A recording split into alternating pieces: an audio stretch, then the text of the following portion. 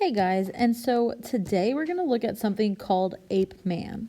And so this kind of builds on that knowledge we've started looking at about parts of an atom. You've already looked at how within this atom are subatomic particles, are protons, neutrons, electrons, how those three things can be found in the atom itself. We have a few of them in the nucleus and your electron cloud on the outside. And so whenever you need to be able, like if you looked at an atom and I said, how many protons are there? You could look at that model and you would count how many positive charged things are in the nucleus. Well, you don't always have the luxury of having a model to be able to look at and to be able to count off of. And so using APEMAN, this will help you calculate the protons, neutrons, or electrons for a given element using the periodic table. And so first though, let's review some aspects of or what information we can gather from the periodic table itself. So looking at this first periodic table of elements square here, this is a square showing the element of oxygen. And so that top number you see, that number 8, that's going to be called the atomic number. And so this number here is something unique to only that element itself. Oxygen will always have 8 as the atomic number, and it is the only thing on that whole periodic table of elements that has that number. So think of this something like your lunch number. All right, you all attend Lomax Junior High, and you all have this lunch number. It's a 6-digit code, magic to yourself, all right? Even if you have an identical twin like myself, you still would have a different lunch number than them. Yes, we had one, but it was different off by one number. So it was still unique. I still had my own little number. She had her own number, although we shared half of the same DNA.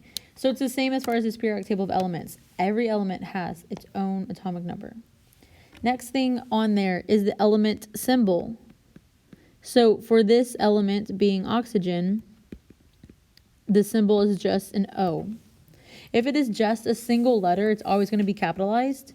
And then if it's 2 letters, it would be a capital letter and then a lowercase letter. So something like CL, AS, all right, so that second one is always lowercase. The third thing in that box, that is the element name. Now some periodic tables have the symbol and name given. Some only has one or the other. That always changes, but the name is simply the element name. And then that very bottom number, that is the atomic mass.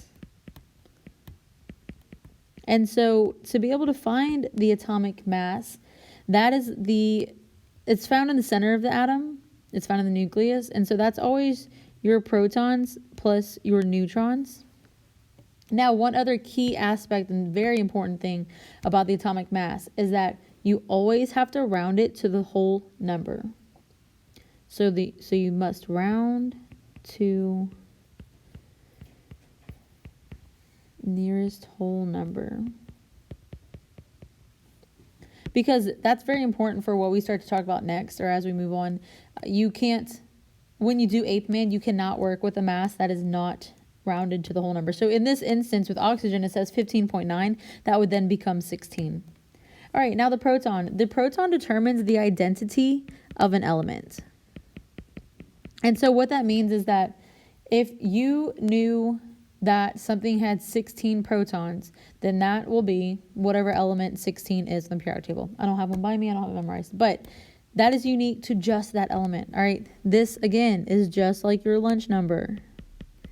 Your number, if I rattled off yours, it would be unique to only you. All right, mine 160067. I was the only kid that ever had it. I don't know, it might have been recycled by now, but it was unique to me. And so just like that, the proton is unique and identifies the element. Protons also equal the atomic number.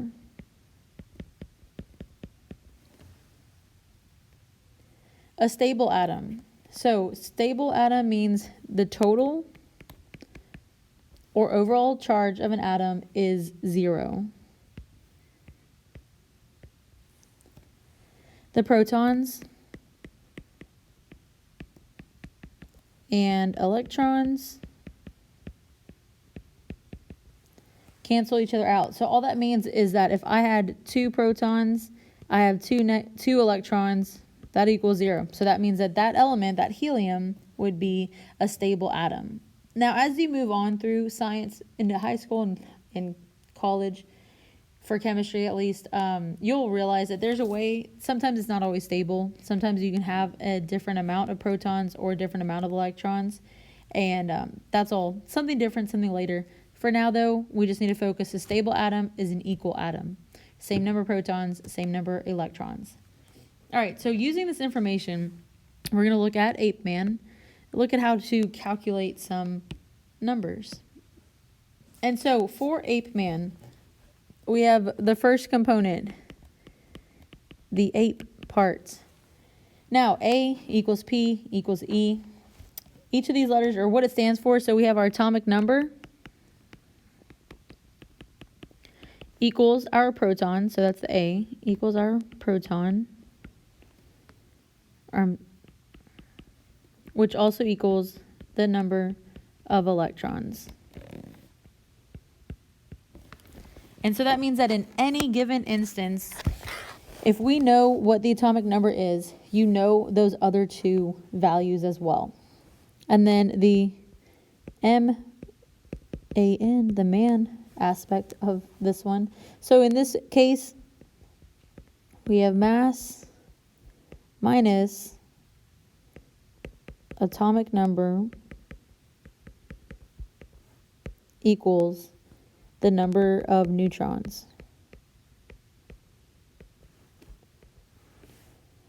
And so a way to figure this out, so let's use our information from before. So we had oxygen, right? The square looks like this. Oh, we have the word oxygen. And by looking off of that, you're able to use APEMAN to calculate what the number of protons, neutrons, and electrons would be for this given element. So up top, let's spell out APEMAN.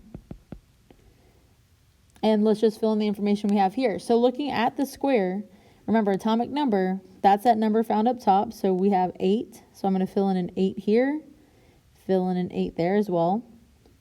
Now, looking up top at my symbols, if I have the A, if I know what A is, I also know my protons and my electrons. So now I have these other two missing blanks, right? I don't know my mass number, I don't know my neutrons. Now if I look at my periodic table, at my square here, I see that the mass is down below, it says 15.9. But remember, you can't have a decimal here. It has to be a whole number. Because if I left a decimal there, by the time I do all my math, I would end up having part of a neutron. There's no way I can have part of it. Okay, think of it like one whole, like a human, a solid thing. I can't have part of a human. I need the whole thing. And so round that 15, it becomes 16. So I would put 16 minus 8. So that gives me 8 for my neutrons. And so that means that in this oxygen atom, I would have 8 protons, 8 electrons, and 8 neutrons. And then you would use that information